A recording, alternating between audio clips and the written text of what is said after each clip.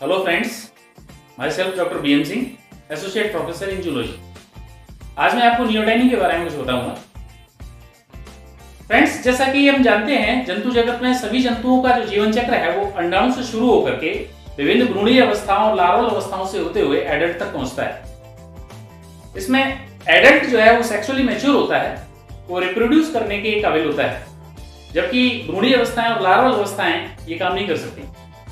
लेकिन कुछ जंतु ऐसे होते हैं जो वयस्क हो जाते हैं, एडल्ट हो जाते हैं, लेकिन उनके अंदर लार्वल कैरेक्टर्स उनमें रिटेन रहते हैं। जीवों के इस गुण को नियोटेनी कहा जाता है और ऐसे एनिमल्स को नियोटेनस एनिमल कहा जाता है। नियोटेनी जो शब्द है वो लैटिन भाषा के दो शब्दों से मिलकर बना हुआ है। नियो मीन्स न्यूबॉर्न और टेनिस का अर्थ होता है एक्सटेंडेड, अर्थात जिनका बचपन या शैशव अवस्था एक्सटेंड हो जाती है, विस्तारित हो जाती है, उसे नियोटेनी कहा जाता है। एक सिमिलर शब्द है पीडोजेनेसिस। तो नियोटेनी और पीडोजेनेसिस दोनों कभी कभी एक जैसे पढ़े जाते हैं, लेकिन इनमें काफी डिफरेंस होता है। पीडोजेनेसिस एक attainment of sexual maturity in larval stage होता है, यानी लार्वा अवस्था में लैंगिक मैच्योरिटी को अटेन करना, जिसमें लार्वा अवस्था ही लार्वा अवस्था रिप्रोड्यूस करने के योग्य हो जाती है। ये जो एग्जांपल है, ये लिवर फ्लूक के लार्वाओं में पाया जाता है। लिवर फ्लूक में 5 प्रकार के लार्वा पाए जाते हैं: मिरासीडियम, स्पोरोसिस्ट, रेडिया, सर्केरिया, मेटासर्केरिया। इसमें लार्वा से लार्वा बनते हैं, इसलिए इस क्रिया को पीडोजेनेसिस कहा जाता है। नियोटेनी को निम्न 3 प्रकारों में बांटा गया है। नियोटेनी को 3 कैटेगरीज में बांटा जा सकता है। Number 1 parietal neoteny, number 2 intermediate neoteny और तीसरी है टोटल नियोटेनी। पैरेटल नियोटेनी के अंदर एनवायरमेंटल फैक्टर्स की वजह से उनका कायांतरण अवरुद्ध हो जाता है कुछ समय के लिए।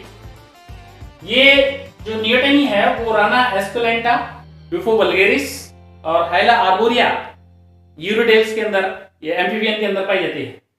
इंटरमीडिएट नियोटेनी के अंदर इनमें एक्सटर्नल गिल्स एडल्ट एनिमल तक बने रहते हैं और ये आंतरिक और बाहरी दोनों कारकों के द्वारा नियंत्रित होते हैं, जैसे कि एक्सोलोटल लार्वा। ये एक्सोलोटल लार्वा मैक्सिको के ऊंचे पर्वतों के ऊपर पाया जाता है। एक्सोलोटल नाम इनका मैक्सिको के वहां के मूल निवासियों ने दिया था। वो खाने के लिए इनका कलेक्शन करते थे और उन्होंने इसका नाम एक्सोलोटल नाम दिया। तीसरा है टोटल नियोटेनी।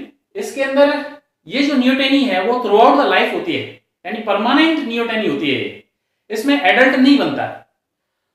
ये ऑइकोप्लूरा के अंदर बखूबी देखी जा सकती है। सायरन में, ट्राइटन में, नेक्ट्यूरस में ये इनमें बहुत अच्छी तरह से स्पष्ट दिखाई देती है। नियोटेनी को प्रभावित करने वाले कारकों को 2 कैटेगरीज में बांटा जा सकता है। पहली कैटेगरी है एक्सट्रिंसिक फैक्टर्स, यानी बाहरी कारक। बाहरी कारकों में ज्यादातर एनवायरमेंटल फैक्टर्स होते हैं। जहां पर ये जंतु पाए जाते हैं वहां का टेम्परेचर, वहां की सैलिनिटी, वहां के पानी में आयोडीन की मात्रा, ये नियोटेनी को निर्धारित करती हैं।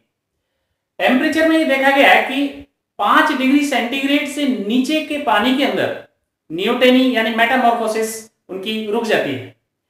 सैलिनिटी, आयोडीन की मात्रा भी कम होने पर उनकी मेटामॉर्फोसिस रुक जाती है। उसके बाद दूसरे हैं इंट्रिंसिक फैक्टर्स या इंटरनल फैक्टर्स। ये फिजियोलॉजिकल फैक्टर्स होते हैं। इसमें एंडोक्राइन ग्लैंड से स्रावित होने वाले थायरोक्सिन हार्मोन सबसे इंपॉर्टेंट होता है। थायरोक्सिन हार्मोन पिट्यूटरी ग्लैंड से स्रावित होने वाले TSH हार्मोन के द्वारा थायराइड ग्रंथि को स्टिमुलेट करने से स्रावित होता है। ये थायरोक्सिन हार्मोन मेटामॉर्फोसिस को कंट्रोल करता है इनके अंदर। दूसरे हार्मोन है इंसुलिन और प्रोलैक्टिन। इनकी मात्रा अधिक होने पर भी मेटामॉर्फोसिस अरेस्ट हो जाती है, यानी रुक जाती है, अवरुद्ध हो जाती है। अब इसके सिग्निफिकेंस के बारे में देखते हैं। Significance of neoteny. सिग्निफिकेंस में सबसे पहले डीवियर वैज्ञानिक ने यह बताया कि ये कॉमन इवोल्यूशनरी प्रोसेस है जिसके अंदर एडल्ट कैरेक्टर्स लार्वल स्टेज के अंदर पुश बैक कर दिए जाते हैं। वीजमैन ने यह बताया कि एक रिटार्डेड एवोल्यूशन है जिसके अंदर एंसेस्ट्रल कैरेक्टर्स हैं वो मॉडर्न एम्फीबियन में या मॉडर्न एनिमल्स के अंदर रिफ्लेक्ट हो जाते हैं। इसे दूसरे शब्दों में एटाविज्म भी कहा जाता है। और कुछ वैज्ञानिकों का मत है कि नियोटेनी सेकेंडरी या फिजियोलॉजिकल एडेप्टेशंस हैं, इसके अंदर जो सेकेंडरीली उनमें इन कैरेक्टर्स को एडेप्ट कर लिया है, इनके ये मूल कैरेक्टर नहीं है। जैसे कि एंसेस्टर एम्फीबियंस जो थे वो Gill breathing, limbless, aquatic amphibian थे, और बाद में ये जो मॉडर्न एम्फीबियन बने वो lung breathing, tetrapod, terrestrial amphibian बन गए। Thank you.